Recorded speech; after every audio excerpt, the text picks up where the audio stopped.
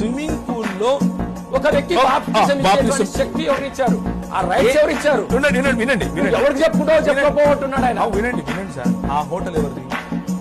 మీద అది ఎవరిది? ఆ హోటల్ పబ్లిక్ దిగా సార్. పబ్లిక్ స్విమ్మింగ్ పూల్ ఎక్కడ ఉంది సార్? చూపించండి నాకు తిరుపతిలో.